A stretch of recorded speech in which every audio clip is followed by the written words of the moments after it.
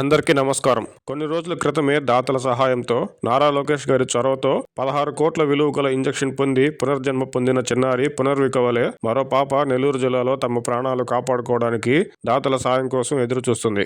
ఈ పాప కోసం కోట్లు కాదు 40 నుండి 50 లక్షల వరకు సాయం అందితే బోన్ మ్యారో ట్రాన్స్ప్లాంటేషన్ తో ప్రాణాలు కాపాడుకోవచ్చు. అన్ని విధాలుగా వెరిఫికేషన్ చేసుకుని ధృవీకరించిన తర్వాతనే ఈ పాప కోసం తలో చెయ్యి వేసి సాయం చేయమని కోరుతున్నాం. మిలాప్ ఆర్గనైజేషన్ ద్వారా లేదా పాప తల్లికి మీ సాయాన్ని నేరుగా అందించి పాప ప్రాణాలు కాపాడేందుకు తలో చెయ్యి వేద్దాం. నెల్లూరు జిల్లాలో నివాసం కల ఓ దిగువ మధ్యతరగతి కుటుంబానికి చెందిన ఈ 3 ఏళ్ల పాప పేరు హర్షిత.